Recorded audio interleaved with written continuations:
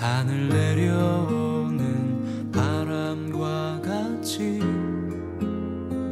우리에게 불어오 그 하늘의 이야기. 다친 우리 마음 자유케 하던 그 나사렛에서 한 목수의 이야기. 나와 같은 이도 복이 있다던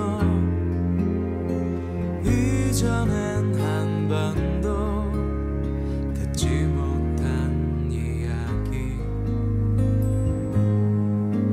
우리 이마에 맺혀있는 땀들 진저리 쓰다듬던 예수님의 이야기. 메마른 땅 위에 내리는 비처럼 흐르는 내 땀방울로 부는 바람처럼 나를 향하신 그분의 마음. 널 사랑한다 참 귀하다. 나의 모든 짐 그 어깨에 지고 갈보리 향해 가던 예수님의 이야기.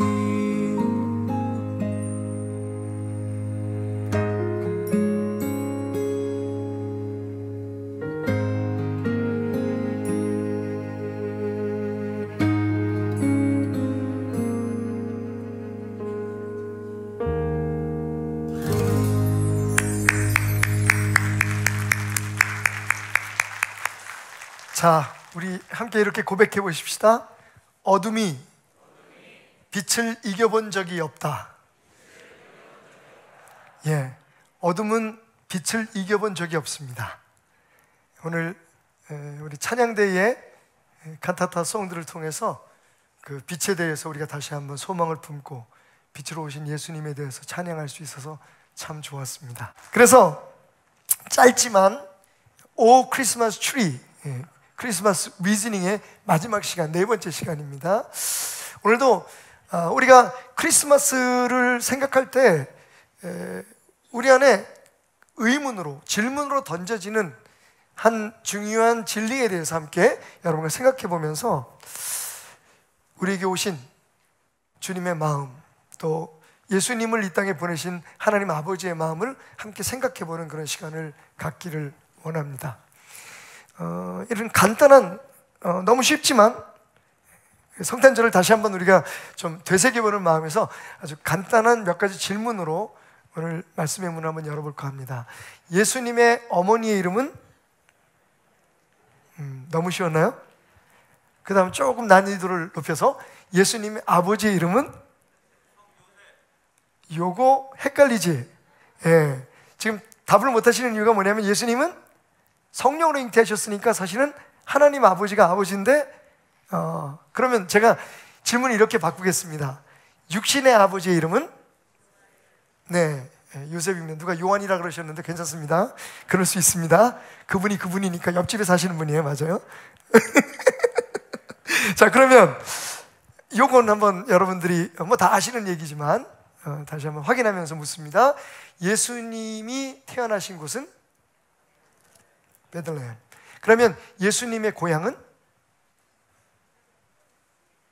자, 여기서 문제가 생기죠.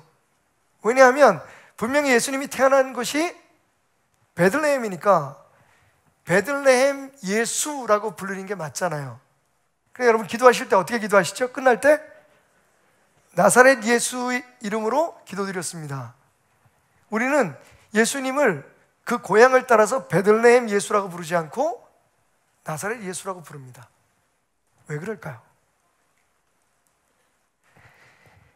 오늘 성경은 분명히 그 사실에 대해서 우리에게 이렇게 말해주고 있습니다. 우리가 읽었던 마태복음 2장 19절부터 말씀을 쭉 보면 마지막 23절에 나사렛이란 동네에 가서 사시니 이는 선지자로 하신 말씀에 나사렛 사람이라 칭하리라 하심을 이루려 함이로라 라고 얘기하고 있습니다. 자, 이것은 그냥 그렇게 우리가 부른 것이 아니라 하나님께서 예수님을 베들레헴 예수가 아니라 예루살렘 예수가 아니라 이스라엘의 예수가 아니라 나사렛의 예수, 나사렛 사람, 나조렌이라고 불리게 하셨다라는 뜻입니다. 왜 예수님은 나사렛 사람이라고 불려야만 했을까요? 그리고 그렇게 불려진 예수님의 이름 속에는 어떤 하나님의 마음이 담겨 있을까요? 오늘 우리가 함께 추리해 볼 내용입니다. 자, 오늘 말씀을 보니까 이렇게 얘기되어 있죠. 나사렛 사람이라 칭하리라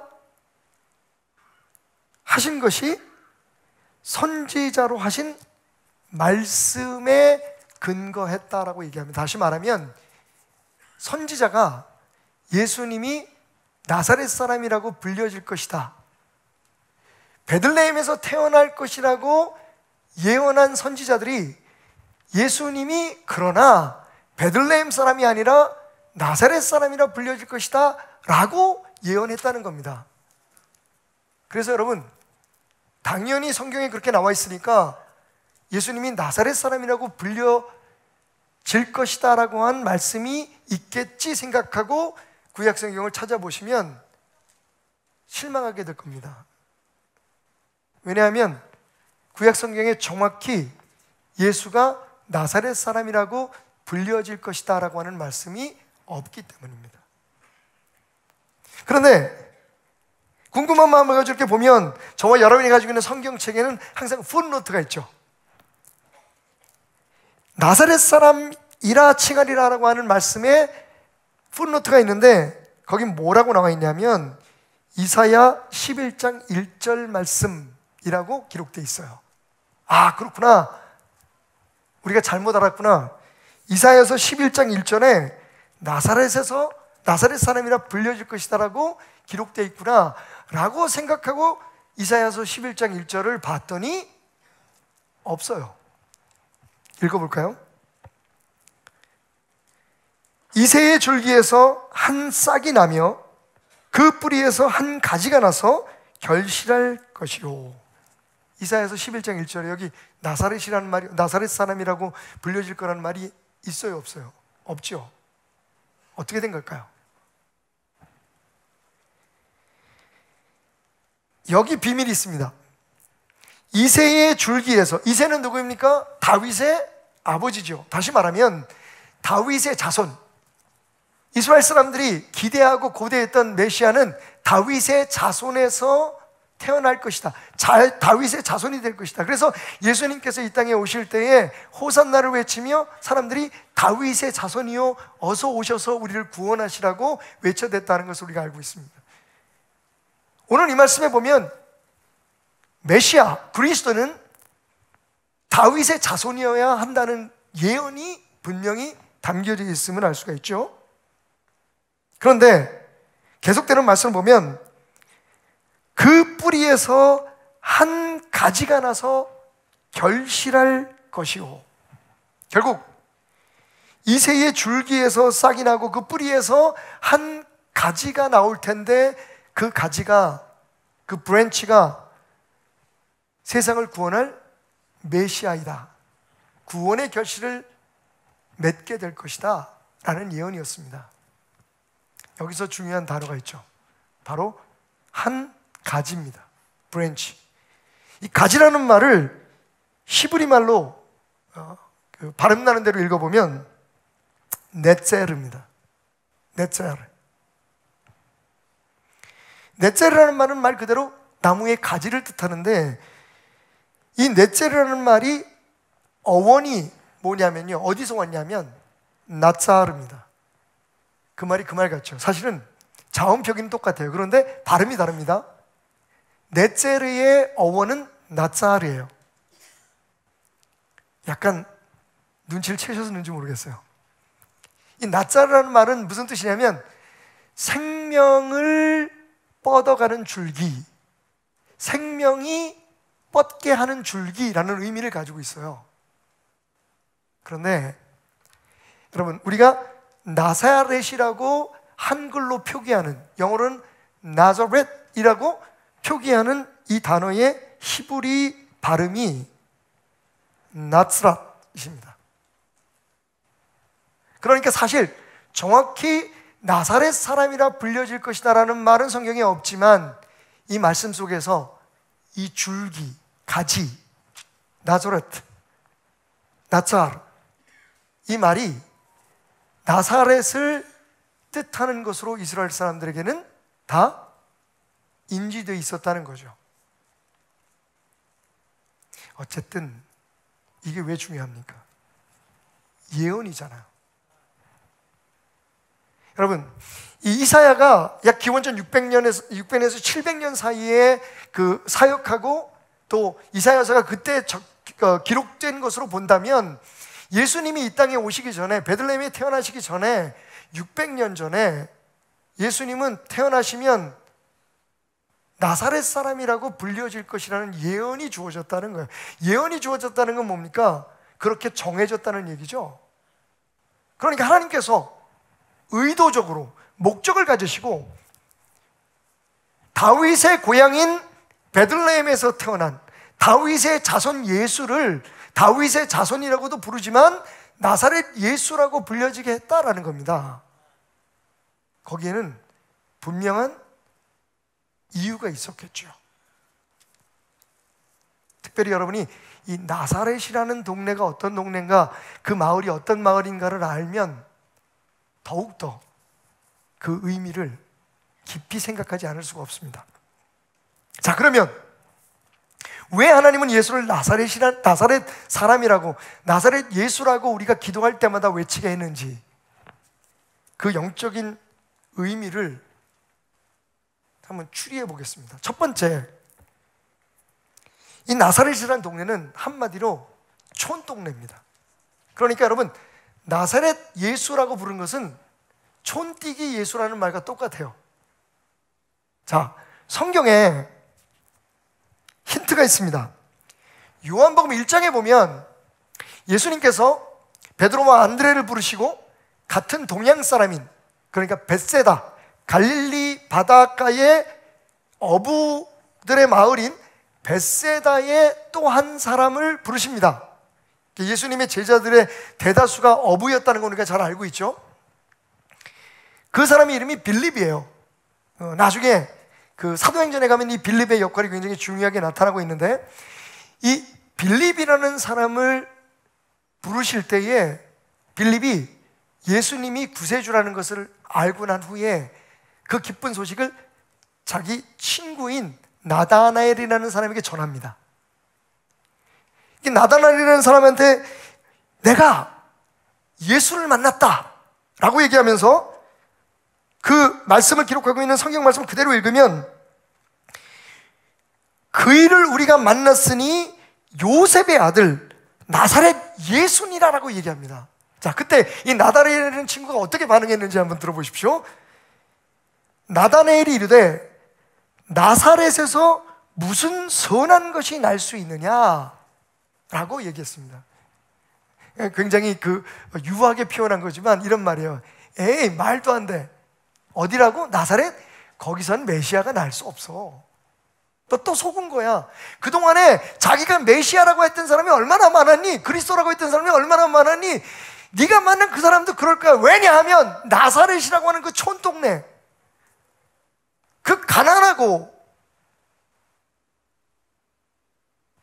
우범자들이, 범죄자들이 사는 그 동네에 어떻게 메시아가 탄생할 수 있어? 말도 안 되지. 그렇게 얘기한 겁니다. 자, 이제 아시겠습니까? 하나님의 선택이 특별했다는 거예요. 저 같으면 베들레헴 예수라고 그냥 고집하겠어요. 틀린 거 아니잖아요, 그죠? 원래 이스라엘 사람들이 기다렸던 건 다윗의 자손으로 오는 예수잖아요. 그들이 오랫동안 기다렸던 건 다윗 왕의 계보에서, 다윗 왕의 자손에서 이 세상을 구원할, 유대 땅을 구원할 메시아가 오는 것을 갈망했습니다. 그러니까 사실은요, 여러 가지 면에서 베들레헴 예수라고 부르는 게 훨씬 더 효과적이고 설득력이 있죠. 베들레헴 예수라고 하면 성경의 예언이 그대로 이루어진 것으로 모든 유대인들이 받아들일 수 있는 거죠. 근데 굳이 왜 그 촌마을, 작은 시골 마을, 가난한 사람들이 사는 유대인들이라면 그 누구도 거기서는 그리스도가 태어날 수 없어. 무슨 말이야. 잘못 알았겠지라고 평가할 수밖에 없는 바로 그 동네에서 그리스도가 오셨고 영원히 촌뛰기 나사렛 그리스도라고 이름이 불려지게 되었다는 것, 이건 하나님의 분명한 의도가 있었음을 우리에게 깨닫게 해주는 겁니다. 그게 뭘까요? 짧게 두 가지만 말씀드릴게요. 하나는 제가 깨달은 겁니다. 하나님 이렇게 말씀하시는 것 같았어요. 조건보다 중요한 건 하나님의 뜻이란다. 여러분, 조건으로 따지면 예수님은 지금 유대인들이 그래서 예수님을 그리스도로 받아들일 수 없듯이 엉망진창해요. 몇 가지만 얘기해 볼까요? 일단 출신 성분이 불순해요. 결혼하지 않은 부부 사이에서 태어났잖아요. 그래도 좀 괜찮은 집에서 태어났으면 그냥 뭐 어떻게 뭉개고 지나갈 텐데, 여러분 집안도 이거 참 뭐라고 얘기해야 할까? 유대인들이 기피하는, 여러분 그냥 싫어하는 게 아니라 같이 있기를 거부하고 같이 밥 먹기를 거부하고 피하는 직종이 있어요. 그런 직업을 가진 사람들인데 5가지를 얘기하면 첫 번째는 세리입니다. 이건 공식적으로 자기 민족의 등을 쳐먹는 사람들이에요. 그래서 세리는 도둑놈이니까 가까이 하지 않습니다. 피해 다닙니다. 세리가 이렇게 걸어오면 사람들이 피해가요. 자기들도 더러워지지 않으려고. 두 번째 직종은 어부입니다. 여러분, 예수님 주변에는 참 어부가 많았죠? 그래서 유대인들은 예수님을 그리스도로 받아들이기 어려웠던 거죠. 왜 어부가 죄인일까요? 기피 대상일까요? 성경에 보면 유대의 갈릴리에서 고기를 잡는 방법은 그물을 치는 거였죠. 어망을 던지면 거기에 각종 물고기들이 잡힙니다. 유대인들은 율법에 따라서 만지면 안 되는, 먹는 건 둘째치고 가까이 하면 안 되는 물고기가 있고, 부정한 물고기들이죠. 비늘이 없는 것들. 그리고 먹을 수 있고 만질 수 있는 물고기가 따로 있어요. 근데 여러분, 그물을 친다는 건 골라서 거룩한 물고기만 걷어들일 수 있는 그물이 따로 있는 게 아니잖아요. 그래서 그냥 강물에 그 바닷가에 던져서 모든 물고기를 잡으면 어부가 반드시 거쳐야 될 일이 뭐냐면 선별해내는 거예요. 거룩한 물고기와 버릴 물고기들을 구별해내는 거죠. 그걸 어떻게 해요? 손으로 해야 되죠. 그러니까 이 어부들은 직업상 부정한 사람들인 거예요. 항상 하나님이 먹지 말라, 만지지 말라고 하는 물고기들을 만져야 되는 직종에 종사하기 때문에 어부들은요, 이스라엘 사람들이 피해 다닙니다. 왜냐하면 그 사람들을 그렇게 스치기만 해도 자기네들도 부정해진다고 생각하니까.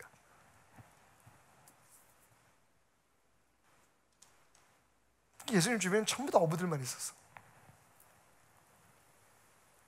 세 번째 직종은 무두쟁이입니다. 여러분, 무두쟁이가 뭐냐면 가죽 공예하는 사람들.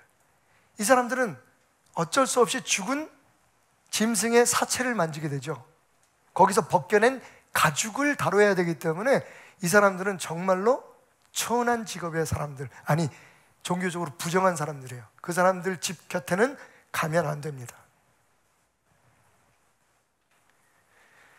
또 하나의 직업이 뭐냐면 목자죠. 예수님은 또 목자하고도 관계가 있어요. 예수님을 제일 먼저 경배한 게, 여러분 그것도 하나님이 제일 먼저 예수님의 탄생에 대해서 알리고 가서 경배하라고 했던 사람이 목자들이에요. 이거 엉망진창입니다. 지금 하나님 뭔가 잘못하시든지 아니면 의도가 있으신 거죠. 물론 우리는 알고 있죠. 하나님 실수할 분이 아니시니까 분명히 뭔가 의도가 있으셨다. 지금 그 얘기를 하는 거예요. 목자들이 왜 그 천한 직업이냐면, 세리와 같은 직업이냐면, 안식일 날 쉬지를 못해요. 양을 쳐야 되기 때문에 들판에서 안식일을 지킬 수가 없습니다. 안식일을 지킬 수 없는 유대인은 죄인입니다. 항상 모든 커뮤니티의 그런 그 워십이라든지 예배라든지 혹은 축제에서 배제될 수밖에 없는 존재들인 거죠. 근데 하나님은 그들에게 오시는 메시아를 제일 먼저 맞이할 특권을 주셨어요. 진짜 문제는 다섯 번째 직종인 목수라는 직종입니다. 목수가 왜 천한 직업이냐면, 왜 기피 대상이었냐면, 목수들은 관을 짜잖아요. 그리고 그 로마 시대의 형틀인 십자가를 짭니다. 목수들은 그 당시에 관만 짠 게 아니라 장의사의 역할을 같이 했어요. 그러니까 죽은 시체를 만지는 사람들은 거룩하지 못합니다. 그게 직업이니까 이 사람들은 천한 것을 넘어서 피해야 될 직종을 가진 사람들이었죠. 근데 예수님의 아버지가 목수였다는 것, 그리고 심지어는 예수님이 30년 동안 목수의 일을 했다는 것, 이건 정말 충격적인 일입니다. 그런데 그분이 결국에는 뭐라고 불려요? 나사렛 촌뜨기 예수예요. 우리는 아무 생각 없이 나사렛 예수 하지만 여러분, 굉장히 중요한 거예요. 말 그대로 촌뜨기, 조금 심하게 하면 촌놈이에요, 우리 예수님은. 할렐루야. 근데 중요한 게 뭐예요? 그 촌뜨기가 세상을 구원했습니다. 자기의 능력으로요? 자기의 힘으로요? 예수님이 요한복음에서 항상 하시는 말씀이 있어요. 나는 아니다. 내가 하는 일은 내 일이 아니다. 아버지가 시켜서 하는 일이다. 내게서 나타나는 능력은 내 능력이 아니다. 아버지가 하시는 능력이다. 여러분, 여기서 우리가 깨달아야 될 것은 예수님이 가지고 태어난 출생의 조건들, 그리고 그분이 자라왔던 형편들, 이건 하나님께서 세상을 구원하기 위해서 그분을 메시아로 이 세상에 보내셔서 그 일을 이루시는데 아무런 문제가 되지 않았다는 겁니다. 우리가 나사렛 예수를 부를 때마다, 나사렛 예수의 이름으로 기도드립니다라고 기도할 때마다 항상 우리가 기억하고 우리 안에 외쳐야 될 게 뭐냐 하면, 오늘 나는 내가 어떤 상황에 처해 있든지, 내 출생 성분이 어떻든지, 내가 어느 지방 사람이든지, 사람들이 나를 뭐라고 얘기하든지, 내가 나를 어떻게 평가하든지, 나를 향한 하나님의 계획을 이루시는데 그것은 아무런 문제가 되지 않습니다. 내가 그래서 나사렛 예수의 이름으로 기도합니다 라고 고백할 수 있어야 한다는 겁니다. 여러분, 오늘날 우리 교회들의 문제가 뭔지 아세요? 맞습니다, 여러분. 하나님께서 세상에서 우리가 다 각기 다른 그런 환경에서 태어나게 하시고, 다른 환경에서 살아가게 하시고, 삶의 형편도 다 다르고, 그죠? 교육 수준도 다 다르고. 근데 문제는 그게 교회에서조차도 절대적인 조건으로 사람들을 평가하는 데 사용되고 있다는 겁니다. 그렇게 따지면 예수님은 우리 베델교회에 들어오지도 못합니다. 어떻게 감히 나사렛 사람이, 어떻게 죄인 목수가, 매일 친구들은 꼭 저 같은 죄인들, 도둑놈들, 길거리 여성들, 거기다가 어부들까지, 오 마이 갓. 우리가 놓치고 있는 게 뭔지 아세요, 여러분? 우리 스스로가 나는 이렇게 태어나서, 우리 부모는 누구래서, 우리는 지금 어떻게 살고 있어, 내 직업이 뭐래서 나는 아무것도 할 수 없어 라고 생각하는 거예요. 그러면 예수님은 아무것도 할 수 없어요. 유대인들이 예수님을 그렇게 평가하기 때문에 오랫동안 자신들이 하나님의 사람들이라고 주장해왔던 그 사람들이 정말 하나님의 뜻, 하나님의 마음을 받아들이지 못하고 있는 겁니다. 나를 나사렛 예수라고 불러다오 라고 말씀하신 예수님은 네가 네 자신을 어떻게 생각하든, 세상이 너를 어떻게 평가하든, 네가 지금 어떤 상황과 환경에 있든 그 조건은 내가 너를 향한, 너를 위해서 내가 너에게 품게 한 그 뜻을 이루는 데에 아무런 장애가 되지 않는다. 중요한 건 우리 각자를 향한 하나님의 계획이고 섭리인 겁니다. 그래서 예수님은 당신을 촌뜨기, 도저히 상상 안 가는 현장, 나사렛에서 온 구세주라고 불러다오라고 말씀하고 계시는 겁니다. 오늘 여러분 가운데 오랜 세월 살아오면서 예수를 믿으면서도 자신의 여러 가지 조건과 형편과 주변의 환경들, 그리고 지금 가지고 있고 없고 한 것들을, 그 조건 때문에 자기 자신을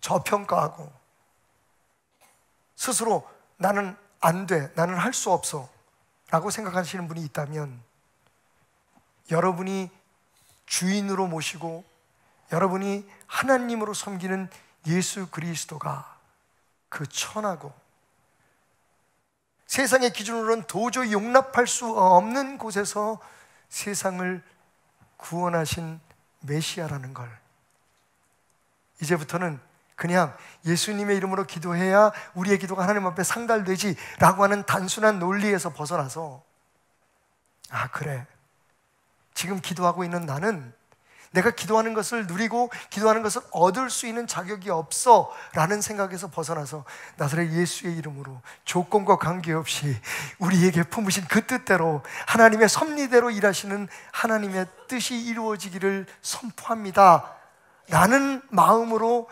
기도하고 있다는 것을 기억하시길 바랍니다. 그리고 동시에 사람들을 세상의 조건으로 평가하지 말길 바랍니다.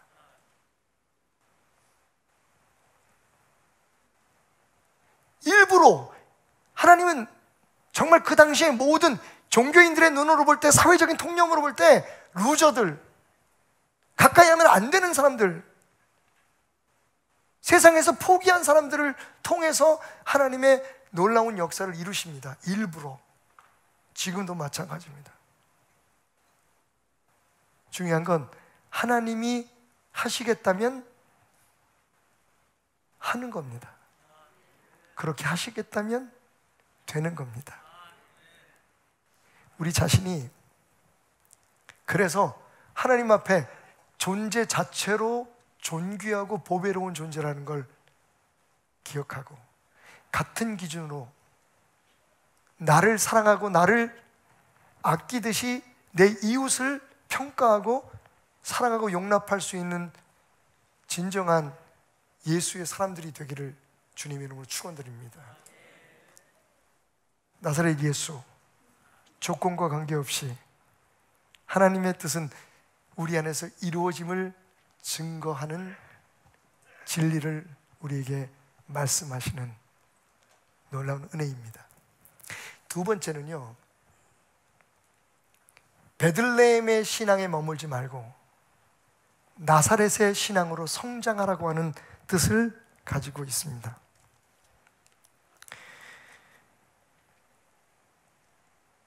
독일의 신비주의 시인인 안젤루스 질레지우스라고 하는 사람이 이런 말을 했어요. 그리스도가 베들레헴에서 1000번을 태어나도 우리 안에서 태어나지 않는다면 우리는 구원으로부터 영원히 멀어질 것이다.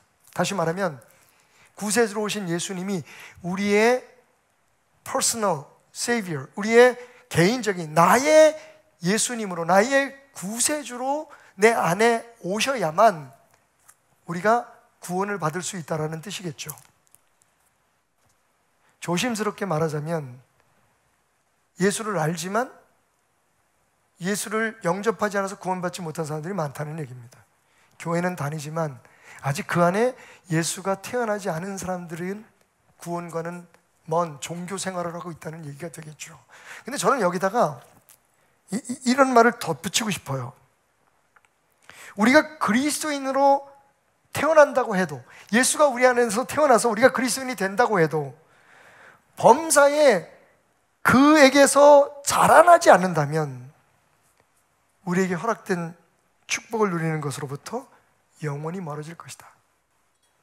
무슨 말씀인가 하면, 베들레헴에서 태어나신 예수님을 우리가 영접한다고 해도 나사렛에서 그 숱한 고난과 역경들, 우리 인간이, 저와 여러분들이 겪었던 그 어린 시절에서부터 겪었던 그 숱한 고난 속에서 성장했던 예수와 함께 자라나고 예수와 함께 동행하는 믿음으로 성장하지 않는다면 구원은 받겠지만 하나님께서 우리 각자에게 하나님의 사람으로 이 땅에서 누릴 수 있도록 허락해 주신 축복을 누릴 수는 없을 것이라는 거죠.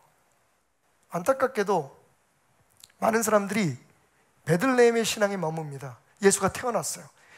매년 성탄절에 오시는 예수님 기쁘다고 오셨네, 주 예수여 내 마음에 오시옵소서, 매년 반복하지만 수십 번의 성탄절을 지나도 예수님과 동행하지 않기 때문에, 예수님과 함께 나사렛에서 자라나는 믿음이 없기 때문에 항상 거기에 머물러 있는 거죠. 여러분, 제 솔직한 고백을 한번 들어주십시오. 제가 항상 그냥 단순한 신앙인이 아니라 신앙인들을 하나님 앞으로 이끌어야 될, 양들을 이끌어야 될 목사 입장에서 제 자신이 항상 고민되는 게 하나 있습니다. 그게 뭐냐면, 나는 왜 이렇게 어쩔 수 없느냐는 겁니다. 여러분 어떠세요?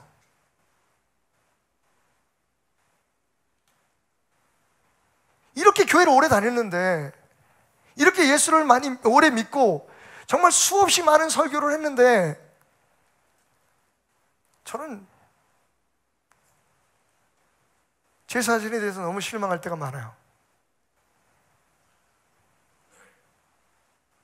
더 심각한 문제는 여러분들 앞에서는 꽤 괜찮은 그리스도인 같고 그 괜찮은 목사같이 보이지만 어쩔 수 없는 제 마음 속에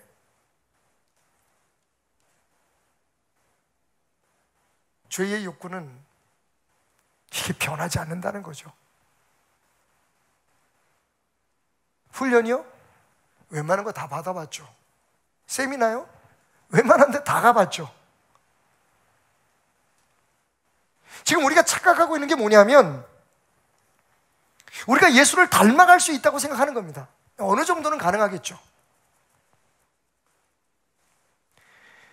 우리가 여러 가지 교회의 프로그램들과 지금 한국교회에서 하고 있는 여러 가지 제자 훈련들을 잘 따라가면, 훈련을 받으면 우리가 변화될 수 있다고 생각하는 거죠. 여러분 정말 믿으세요 그렇게?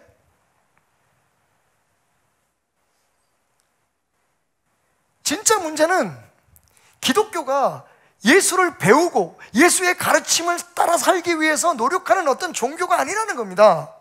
우리가 착각하고 있는 거예요. 예수님의 말씀을 더 많이 읽고 기도 더 많이 하면 우리가 변화될 거라고 생각하는 겁니다. 그런데 여러분, 그게 문제예요. 그러니까 세상은 우리를 인정해 주지 않는 겁니다. 왜? 세상에서 보여지는 우리의 모습은 우리가 지금 교회에서 보여지고 우리가 또 주장하는 그 모습과는 전혀 다르기 때문이죠.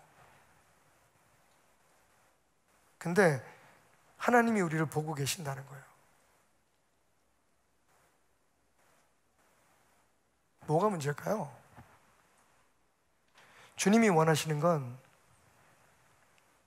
구원받고 신앙생활 잘하라는 게 아니에요. 주님이 정말 원하시는 건 나와 함께 있어라 하는 겁니다. 왜냐하면 어차피 우리의 노력과 수고로는 한계가 있어요. 우리의 힘으로 우리를 구원하지 못합니다. 우리의 노력으로 우리가 변화될 수 없어요. 여러분, 저는 확실히 믿습니다. 어느 정도 흉내를 낼 수 있어요. 근데 아마 다 동의하실걸요?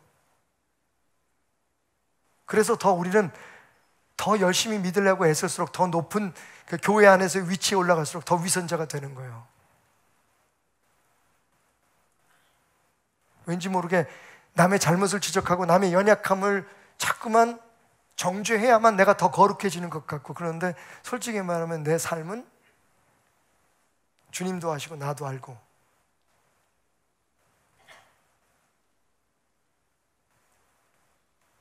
종교 생활에는 충실하지만 하나님의 사람으로 성장하는 것을 느낄 수 없다는 것, 저는 이 한 가지 비밀을 깨달았어요. 그건 우리가 베들레헴에 머물고 있기 때문에 그래요.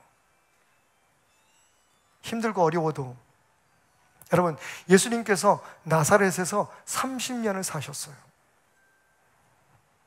그 30년이라는 세월 동안에 예수님은 모기에도 물리시고 감기에도 걸리시고, 아버지가 귀하게 생각하는 꽃병을 깨서 야단도 맞고, 여러분, 그렇게 천천히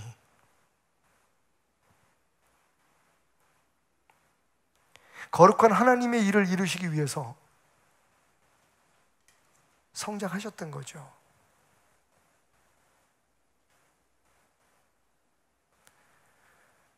타양도 정이 들면 고양이라고 그 누가 말했던가 말을 했던가 바보처럼. 여러분, 예수님이 나사렛에서 오래 살아서 나사렛 사람이 된 것이 아니라 그 나사렛에서 삶이 우리에게 주는 메시지가 중요하기 때문에 그래요. 질문 하나 더 드릴까요? 아유, 웬 질문이 그렇게 많아.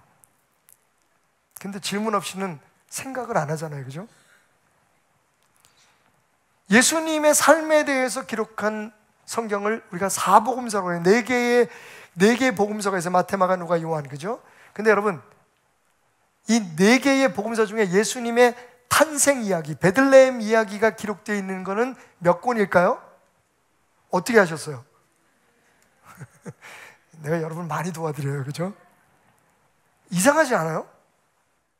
예수님의 탄생이 얼마나 중요한데, 매년 우리가 절기만 되면 성탄절을 맞이하고 칸타타를 하고 막 모여서 가족, 예수님 오셔서 기쁘다고 오셨네 찬송하고, 매번 그렇게 중요하게 생각하는 이 성탄에 대해서 사실 성경은요 4개의 복음서 중에 2개만 얘기하고 있어요. 나머지 2개는 예수님의 사역에서부터 시작이 돼요. 왜 그럴까요? 예수님의 탄생도 중요하지만 그것보다 더 중요한 것이 분명히 우리에게 있다는 것을 보여주시는 거죠. 그분의 삶, 이 땅 위에서 그분의 사역. 주님은 우리에게 나사렛에서의 주님과 함께하는 시간들을 요청하고 계시는 거죠. 그리고 그 이후에 세상에 아프고 힘든 사람들을 돕고 치유하고 하나님 나라의 복음으로 그들을 구원하는 일에 우리가 함께하기를 원하시는 거죠.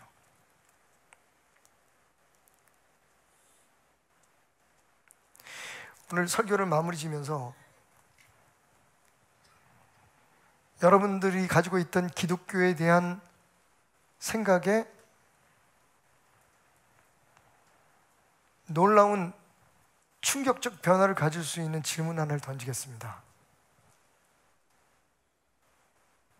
어쩌면 누구도 던지지 않은 질문이었을지 몰라요. 여러분, 예수님의 제자됨과 세상에서 제자됨의 차이는 뭘까요?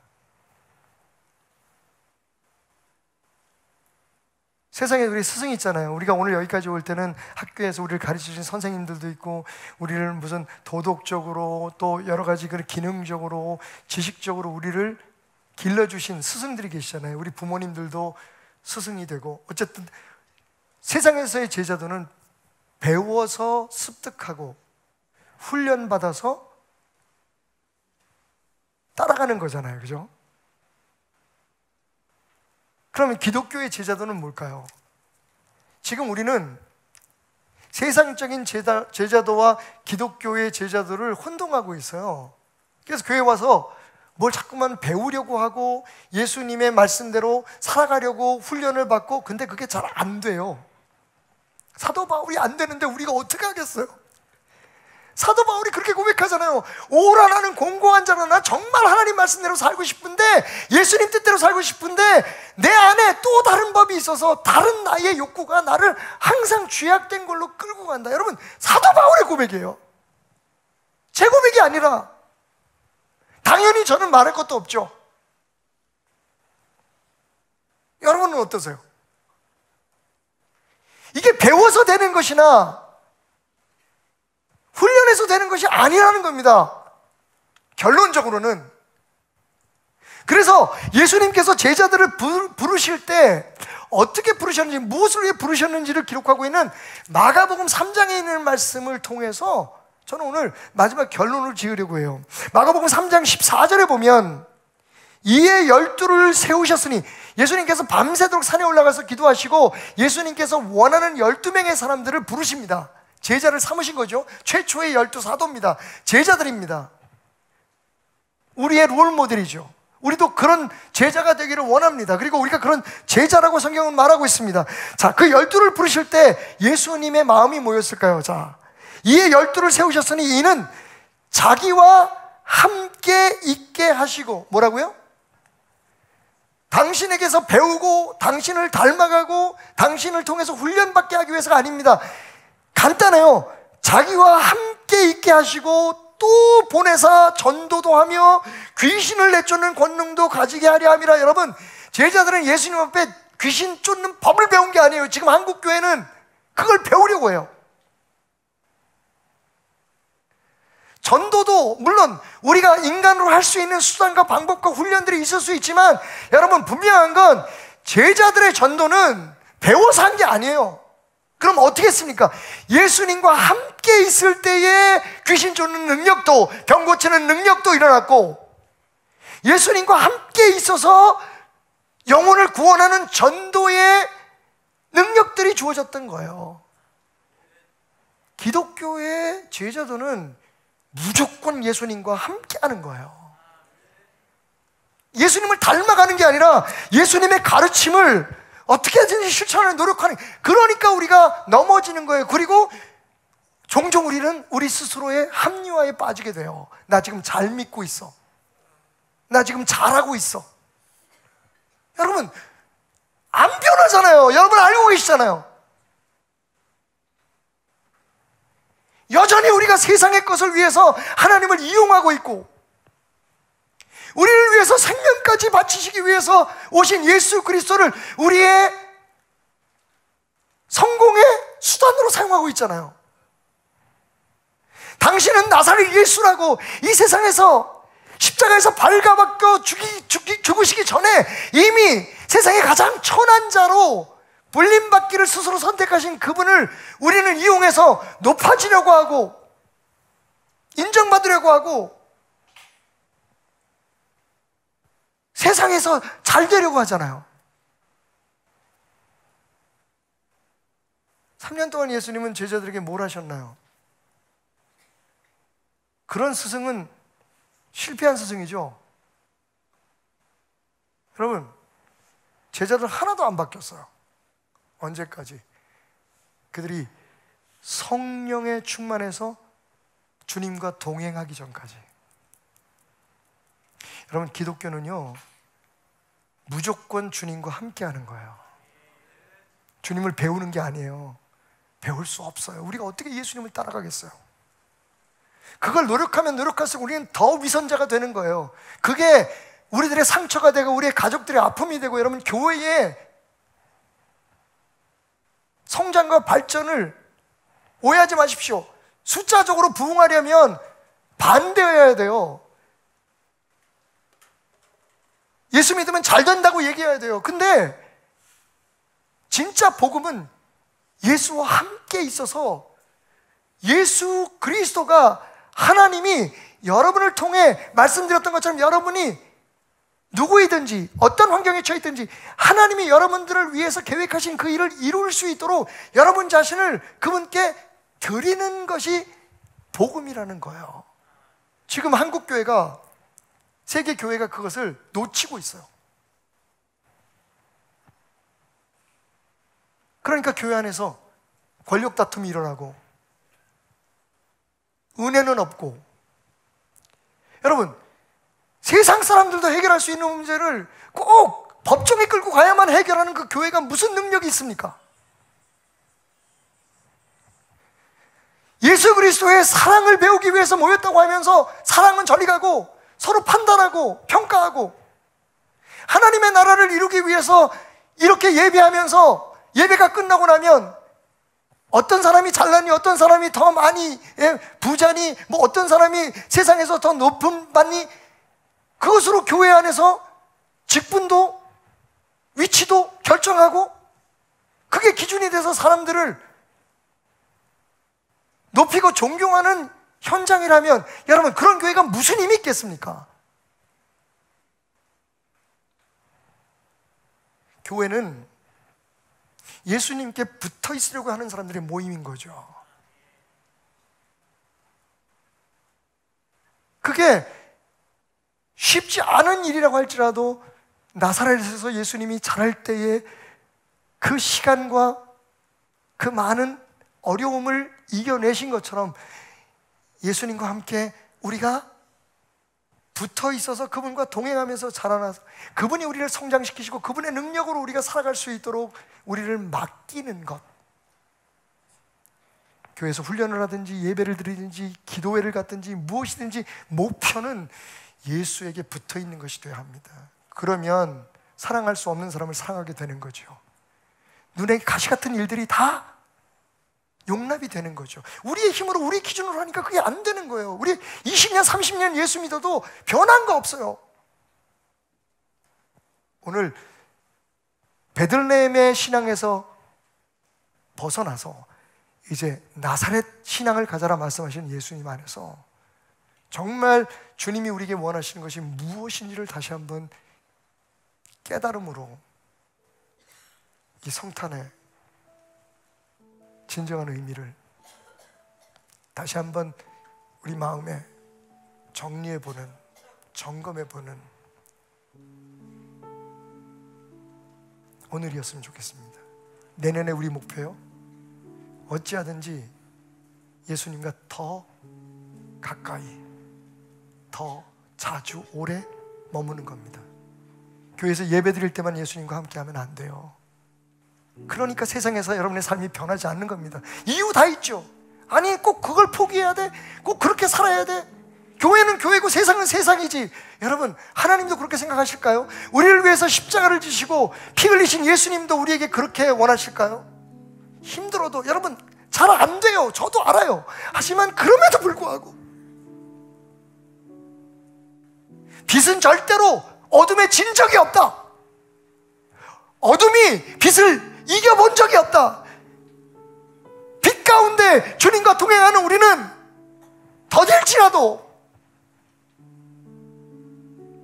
힘들지라도 승리할 수밖에 없다. 그분과 함께라면. 여러분, 기독교는 예수를 닮는 종교가 아니라 우리 안에 예수를 살아내는 종교입니다. 어떻게 낙타가 바늘귀로 들어갈 수 있겠습니까? 주님 말씀하십니다. 사람으로는 불가능하지만 하나님은 하실 수 있다. 그게 복음입니다. 나사렛 예수, 삶의 가장 낮고 처절한 현장에서 당신과 동행하기를 원하시는 그분의 손을 잡으십시오. 그냥 아기로우신 예수님만 매년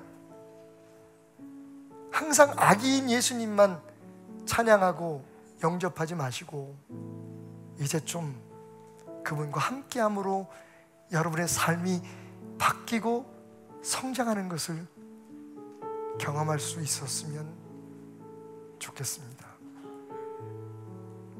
예수님을 닮지 말고 예수님과 함께 붙어 있으십시오. 그러면 그분이 여러분이 인간의 생각으로, 인간을 판단으로 지금은 할 수 없다고 생각하는 것들을 하게 하실 겁니다. 그 경험이 없다면 우리는 세상 앞에 버림받은 자요, 바보 중에 바보 같은 사람들일 겁니다. 나사렛 예수, 나를 나사렛 촌뜨기라고 불러다오. 거기서 나는 너와 함께 하기를 원한다. 예수 우리 왕이여, 이곳에 오소서. 보좌로 주여 임하사 찬양을 받아 주소서. 주님을 찬양하오니 주님을 경배하오니 왕이신 예수님 오셔서 좌정하사 다스리소서. 예수 우리 왕이여, 우리 함께 찬양하며 주님 앞에 나가십시다. 예수 우리 왕. 자리에서 일어나서 함께 찬양하십시다. 주님과 함께 하기를 원합니다. 우리를 위해 가장 낮은 곳에 가장 천한 곳으로 오신 그 누구도 너무 멀어서 너무 높아서 함께 할 수 없다고 생각할 수 없도록 우리보다 더 낮은 곳에, 우리보다 더 천한 곳에 나사렛 예수로 오신 주님과 함께 하렵니다. 주님께 붙들겠습니다. 경배하오니 왕이신 예수님 오셔서 좌정하사 다스리소서. 주님을 찬양합니다. 주님을 찬양합니다. 나의 주님을 경배하오니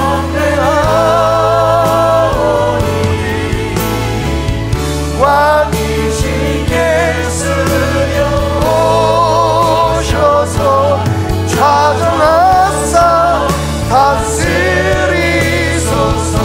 한 번 더 고백하겠습니다. 주님을 찬양하오니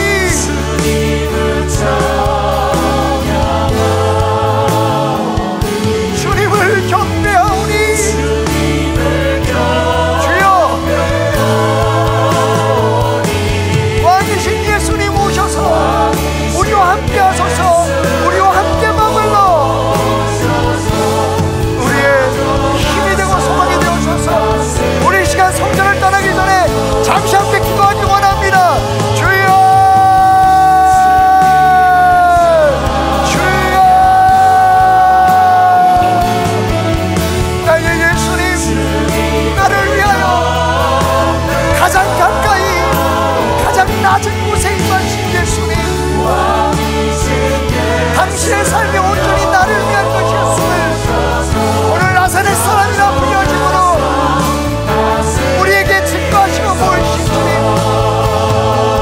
주님의 뜻만을, 당신의 섭리와 계획만을 신뢰하길 원합니다.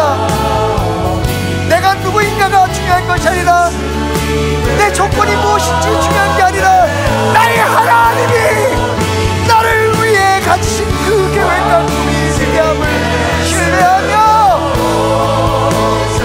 주님께 가까이 다가가 경배하면서 엎드려 절하세. 엎드려 절하세. 엎드려 절하세. 구주 나셨네. 엎드려 절합시다.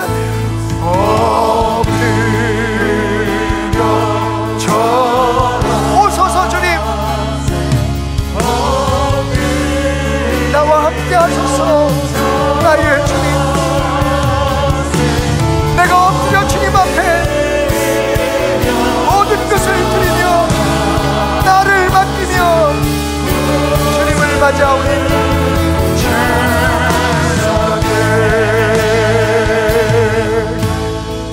하나님, 항상 우리 안에 예수님이 태어나시는데 우리의 죄를 대속하시기 위해서 죽으신 예수님을 맞이하긴 하는데 또 항상 우리는 주님과 동행하고 주님 안에 머무는 것에 실패하고 있음을 고백합니다. 언제까지 이 희망 고문을, 언제까지 싹도 자라지 않는 모래밭에 돌을 심는 듯한 이 어리석은 행위를 지속해야 할지. 주님은 그 곁을 내주시며 그 품을 열어주시며 나와 함께하자. 네가 아니라 내가 너를 변화시킬 거야. 네 종교적인 행위나 노력과 수고가 아니라 규범과 너의 판단이 아니라 내 사랑이, 너를 향한 나의 사랑이 너를 자라게 할 거야.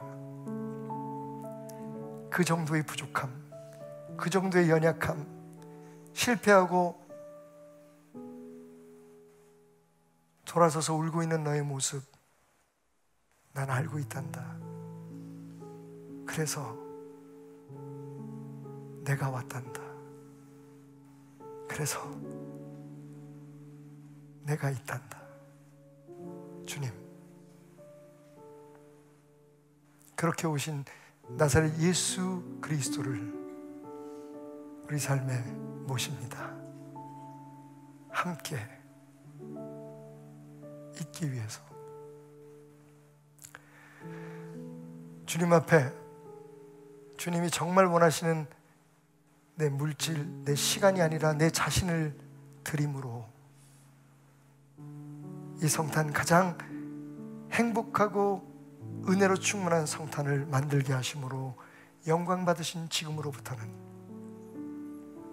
우리 주 예수 그리스도의 은혜와 하나님 아버지의 변치 않는 사랑하심과 성령님의 역사하심이 오늘 삶의 모든 것을 드리고 정성을 다해 예물과 마음과 눈물과 결단을 드리고 주님을 예배하는 베드로의 모든 권속들과 그 가정과 자녀들과 하는 일들 위해 특별히 주님 그 생명 바쳐 사신 조국 대한민국의 모든 교회들 위해 무엇보다도 전쟁의 포화 속에서 고통받고 있는 이 땅의 불쌍한 사람들 위해 이태원에 생각할 수도 없는 참사로 사랑하는 이들을 잃고 가슴을 두들기며 아파하는 이 땅의 모든 부모들 위해 그리고 언젠간